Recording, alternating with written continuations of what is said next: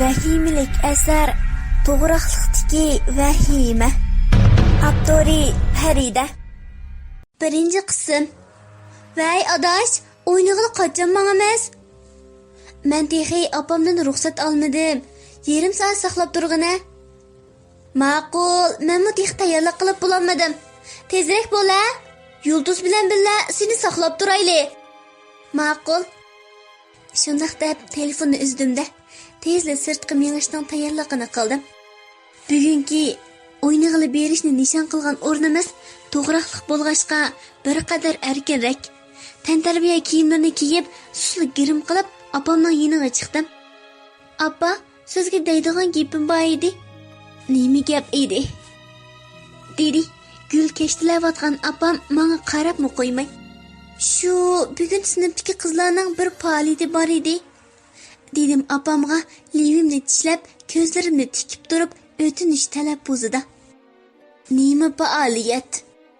Opam ko'zlarini kashtidan o'zib, menga lappida bir qarab shundoq dedi. "Shu sinfdagi qizlarning tantarbiya faoliyati edi. Berib kelaymikin?" dedim opamning ko'zlariga yaratigidan qarab.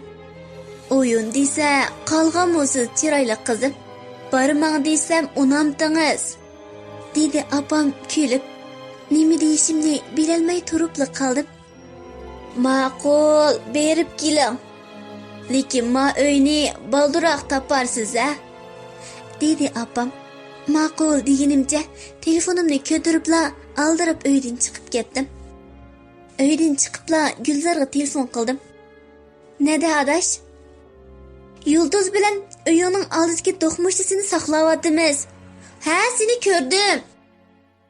Uchimiz uchrashdik. Andan tezli bir taksini chaqirib, to'g'riqlikka qarab yo'l oldik. "Uyingdan nima deb chiqdi?" "Shu tantarbiya faoliyati bor deb." "Voy aldamchi.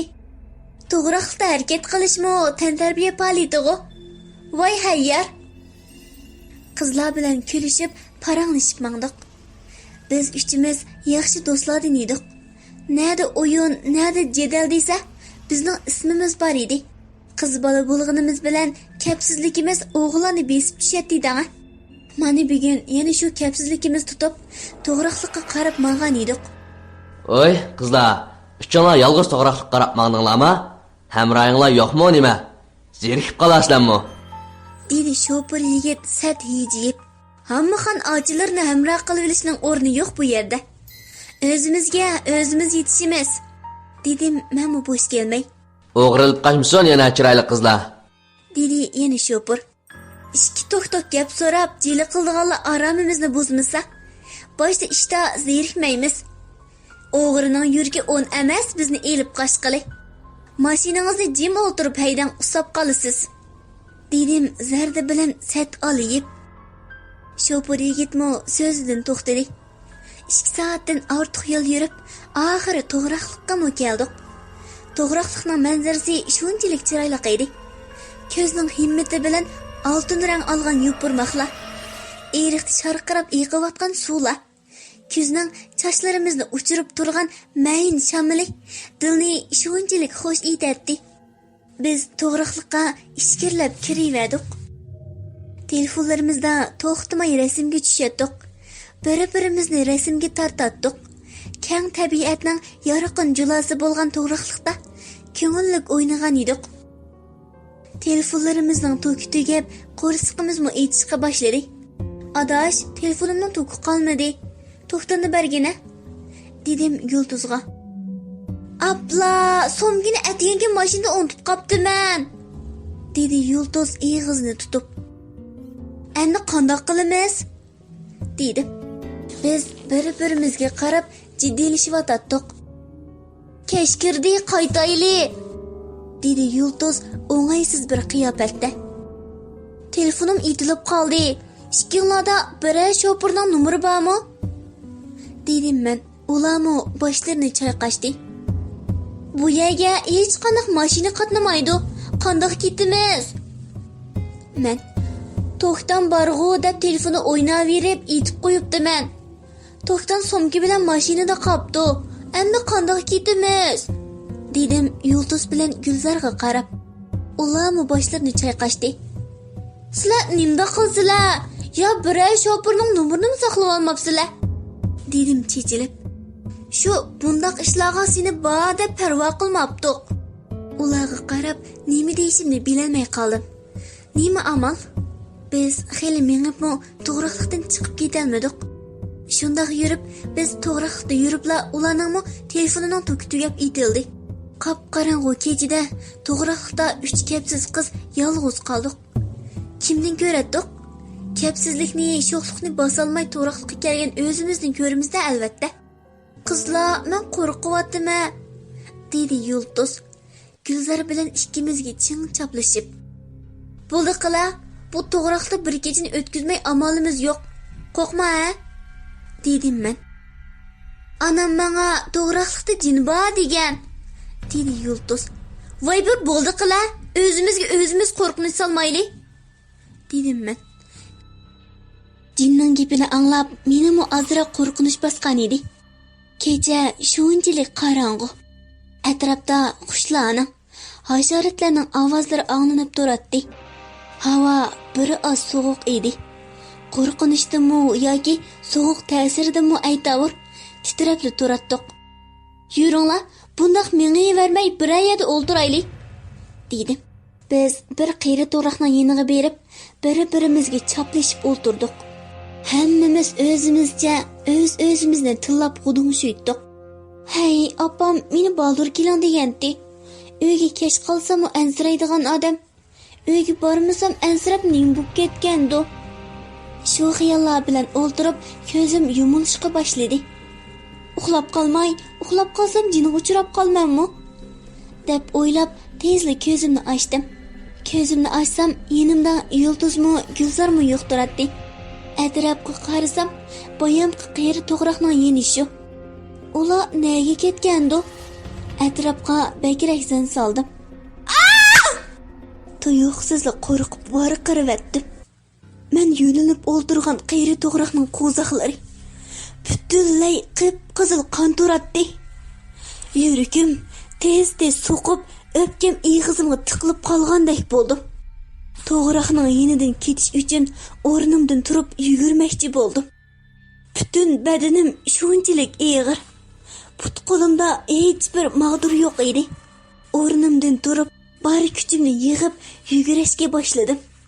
Xiyolimga har xil xiyollar kelib ketdi. Gulzar bilan Yulduz nega ketgandi?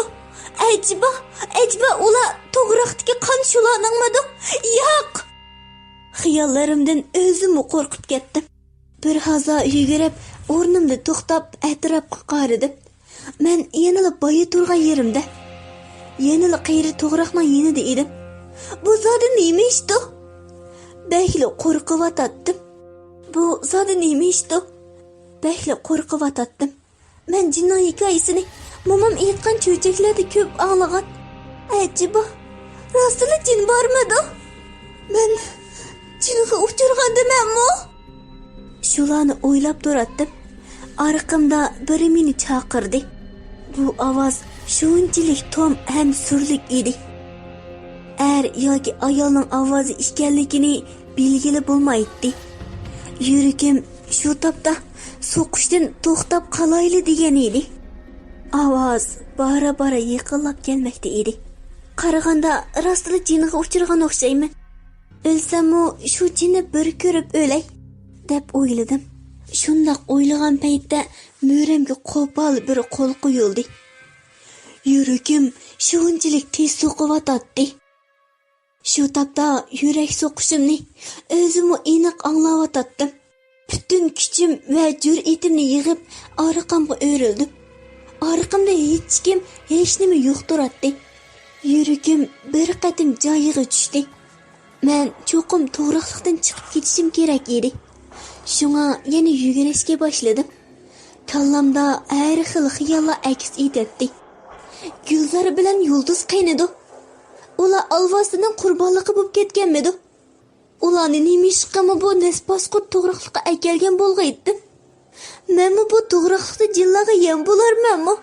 Har qancha yugurgan bo'lsammi, boyamqi qo'zaqlari qonga bo'yalgan qiyri to'g'riqning yenidan ketolmayotdim. Tuyuqsizla to'g'roqning ustidan bir qushqash uchib tushdi-da, ko'zdan g'oyib bo'ldi. Qushqash yo'qolib ketdimi yoki qorong'uda ko'rolmay qolgandimanmi? Ajiba, rostini jilg'a uchirgandimanmi? Tuyuqsizla sol qo'limning nomsiz barmog'iga selib olgan cho'ng uzukning qop-qora ko'zi yorib, qip-qizil bo'lib ketganligini bayqadim. Bu nemishdi? Bu üzükni bana zıbızından satılgan bir buvay bana soğuqıgan edi. Nemişler bo'lib ketib boradigandı. Şularni o'ylayotganimda ko'z oldimda tuyuqsizli bir soyi paydo bo'ldi. Aniqli orqamda biri bor edi. Ah yurak. O'lib ketadigan bo'ldim. Berna. Arkamda turgan maxluq ya er ya ayol kishining ovoziga o'xshamaydigan bir ovozda ismimni chaqirib o'tadi. Arkamga qaray dedim, lekin faqatla jur'at qila olmadim. Berna, seni padişahimiz huzurga teklif qildi. Yur. Dedi arkamdaki maxluq vahimlik ovozda. Nima? Shu topda qo'rqinishdan ovozim oroli chiqib o'tadi. Arqamga o'rilmoqchi bo'lishimga. O'rilma. Mening abdimni ko'rsang, qo'rqib ketasan. Debla ko'zimni bir narsada atdimu bilmayla qoldim. Ko'z oldim qorong'ulashib ketdi. Varqirmoqchi bo'ldim, lekin ovozim chiqmayotdi. Harakatni qila olmayotdim. O'zimni uchib chiqayotgandek his qilayotdim. Bu jin meni zoda qayerga elib mangandi? Uning podshohi kimdi? Nesbasqur to'g'rilikqa nevishqimi kelgan bo'lg'aydim.